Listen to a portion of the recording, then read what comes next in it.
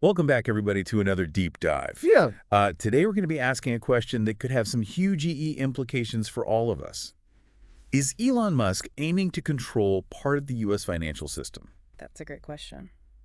And one we're going to explore through some eyebrow-raising recent analysis surrounding a resignation from the U.S. Treasury. Right, this resignation, how it might be connected to Musk and what he wants to do. See, what's really captivating about this is the potential power shift. Mm-hmm. We're not just talking about another company acquisition or a billionaire expanding a portfolio. Right. It's about the possibility of one person, Elon Musk, gaining control of a system that the entire U.S. economy relies on. It's a big deal. Yeah. And that system is actually what David A. Lebryk was responsible for overseeing. Right. He was the fiscal assistant secretary of the U.S. Department of the Treasury until just recently. Exactly. And he played a crucial role in managing federal finances and payment systems. Right. Think of it as the backbone Yeah. of how money flows in and out of the government. Yeah. The operational backbone. Yeah. And so this is where things get really interesting. Okay. Sources suggest Lebryk's resignation might be linked to disagreements over privatizing part of this financial infrastructure, Wow. and specifically a system called FedNow. Okay, FedNow. What is that? Well, FedNow is designed to revolutionize how payments are made in the U.S. It would be instant transactions 24/7, making it faster and more secure than our current systems. So it's like a massive upgrade to how we move money around. Exactly. And our sources are suggesting that Elon Musk is the one. Potentially interested in controlling FedNow. So if he were to get control of this. He'd have access to a massive flow of money Right. moving through the U.S. economy every single day. Every single day. We have to consider what this means in the context of Tesla, SpaceX, XAI, and of course, X.com, Yeah. his rebranded version of Twitter. Right. So he's already got his hands in so many different things. It's almost as if he's piecing together this financial empire Right. alongside his tech empire. Yeah. He's hinted at transforming X.com into Yeah. this platform for communication, commerce, and Banking. banking. Yeah. He wants to do it all. So it makes you wonder, could FedNow be the final piece? The piece that allows Musk to realize this vision? Like rivaling PayPal, integrating banking and financial services alongside social media and everything else? It would be a game changer for sure. Totally. And we also can't forget about his fascination with crypto and blockchain. Of course. He's been a huge advocate for decentralized finance. So you're thinking that Musk controlling FedNow could lead to him integrating blockchain transactions. Right. It could really push cryptocurrencies into the mainstream. It's a fascinating possibility, but also a bit unnerving. Yeah, a lot to unpack there. For sure. So let's get into some of the potential consequences. Right. We need to look at this from different angles, Okay, considering the U.S. Treasury, major financial institutions, Okay. and the public. Okay, so first, the U.S. Treasury and regulatory agencies like the SEC, the Federal Reserve, CFPB. What are their concerns? How might they react? Well, I think their main concern would be financial stability. No. They can't just hand over control of the system without ensuring its security, guarding against abuse. And then there's the issue of monopolies. They wouldn't want a single company, even one led by Elon Musk, with too much power. And what about the consumer data? If he integrates FedNow into X.com and his other ventures, Absolutely. that raises huge privacy questions. So the government has options.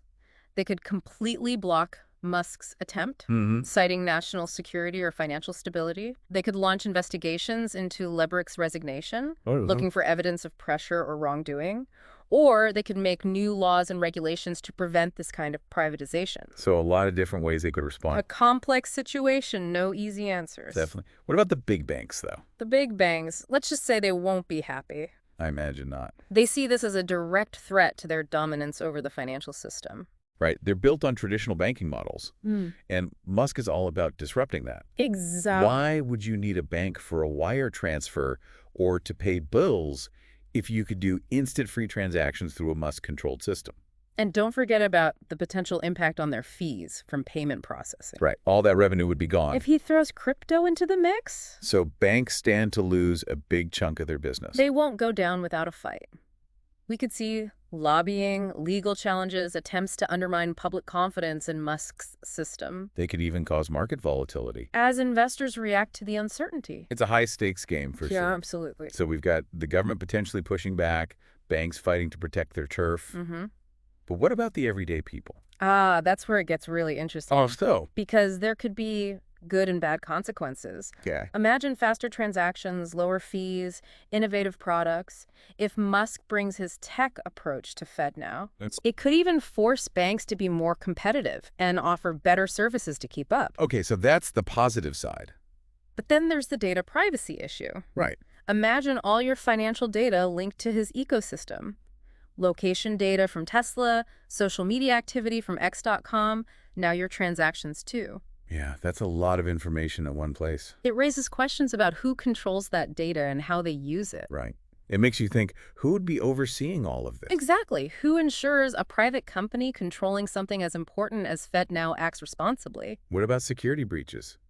System failures? All valid concerns. A lot of trust to put in one company. Even one led by someone like Elon Musk. Right. Are we really okay with that? It's a question we need to ask as technology reshapes our financial world. So this is just about technology, is it? No, it's about control, trust, Mm-hmm. and the balance of power in a rapidly changing world. It feels like a crossroads for finance. Absolutely. This Yeah. Musk FedNow situation highlights a much larger trend. What's that? Who controls the future of money? Who benefits from these advances? And how do we make sure innovation helps everyone, not just a select few? These are the questions we need to be thinking about as we move forward. Exactly. We're in uncharted territory here. Yeah, this is big. It is. I mean, it really makes you wonder, are we entering a time where guys like Elon Musk have more financial power than governments? It's wild to even consider. Right. Like, we've always thought of governments and central banks as the big players when it comes to money. We're the ones in control. But what happens when technology lets individuals build systems that could rival or even surpass those institutions? It feels like we're talking about a fundamental shift in power here. Exactly. And this isn't just happening in the U.S. Right. It's a global thing. Look at China and their digital yuan, or all these countries exploring blockchain for payments and financial inclusion. It's a global race to redefine the future of finance. It is, and it's both fascinating and complex. It is. So let's try to make sense of it. Let's dive into some potential scenarios. Okay, sounds good. You've been looking into how this Musk FedNow situation might play out. Right. What are some of the possibilities? Okay, well, let's start with what I call the status quo scenario. Okay, the status quo scenario. In this scenario, the government steps in and blocks Musk from getting FedNow. They just say no. They say no. They could point to national security concerns, financial stability risks, even antitrust issues. They could argue that giving this much control to one person is just too risky. Okay, so in this scenario, the U.S. Treasury keeps running FedNow. Right. Public control stays in place, and Musk is told no.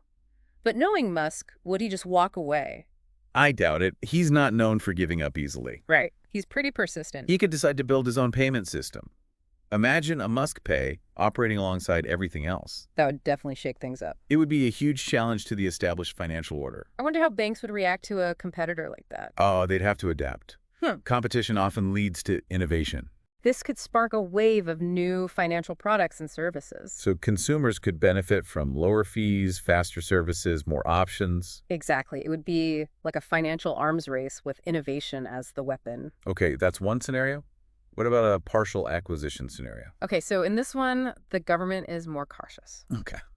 Maybe they let Musk buy a part of FedNow or license some of the technology, Okay. but with strict oversight and regulations in place. So a public-private partnership. Exactly. The government keeps ultimate control, but uses Musk's expertise to modernize things. That sounds like a compromise. It is. Yeah. It gives Musk a way in while reducing some of the risks of full privatization. I wonder how banks would feel about that. They would feel the pressure to adapt, for sure. Yeah. We could see mergers and acquisitions as they try to consolidate power. Mm-hmm. They might even partner with fintech companies to get their hands on new technology. It's a lot of change for the banking industry. Definitely. It would be a period of huge transformation. Okay, so that's the partial acquisition. What of the most dramatic possibility? The full privatization scenario. All right, so this is where things get really interesting. Okay. Imagine the government decides to completely privatize FedNow. Wow. They hand over control to Elon Musk. That's a huge step. It is. They might be persuaded by arguments about efficiency, innovation, maybe even lobbying efforts. So what happens next? How would Musk change the system? What would it mean for the average person? Well, knowing Musk, we'd see a total overhaul of FedNow. Yeah, he likes to move fast. Exactly. Imagine seamless integration with X.com and his other companies. So you could send money as easily as a tweet or pay for your groceries with your Tesla app. Exactly. I can see some people being hesitant to put all their financial eggs in one basket, though. Of course. This scenario really magnifies the risks we talked about. Right. The chances of data breaches, system failures, even market manipulation go up. When one entity has that much control. Exactly. And there's the potential for regulatory capture, where the company becomes so powerful, it can basically control the rules that are supposed to govern it. So who would be watching over them? It's a big question. In this scenario, we would need really strong regulations and oversight. Have to make sure the system is safe, fair, and transparent. Absolutely. It would be a tough balancing act between innovation and protecting the public. So we've got three very different scenarios, each with its own set of outcomes and challenges. Right.